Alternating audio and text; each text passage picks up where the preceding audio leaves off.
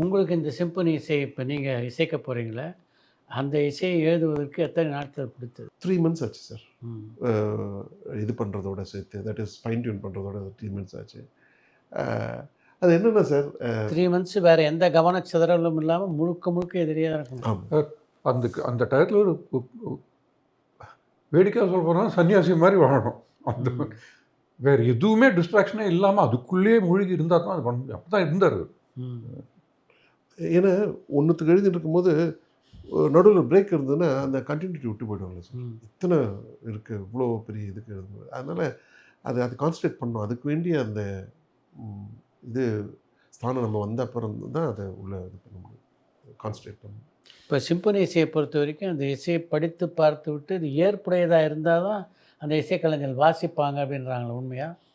அது அது அது நிறைய கேட்டகரி உண்மைதான் சார். இன்னவே அதுக்குன்னு உள்ள கிராமரில் அது இருந்தால் தான் வாசிப்பாங்கன்றது அது உண்மைதான் சார். அது ஒன்று எப்படின்னா இல்லாட்டி ஒரு ஏதோ ஒரு நம்ம அவங்களுக்கு பே பண்ணுறோம், அவங்க வாசிக்கிறோம், அந்த மாதிரி ஆகிடும். அப்படி கிடையாது அது.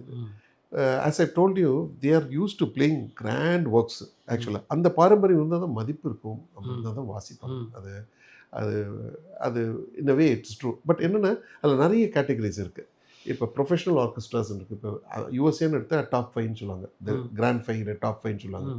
New York philharmonic orchestra, Chicago philharmonic orchestra, LA philharmonic orchestra, Boston philharmonic orchestra and San Francisco philharmonic. இந்த மாதிரி ஒரு 5 இருக்குது. இதுதான் டாப் டியர் 1ல் வர்றது. அந்த ஆர்கெஸ்ட்ராஸ் வந்து only if they decide they will take it. இல்லாட்டி இது nobody can influence them or dictate to them. அதே மாதிரி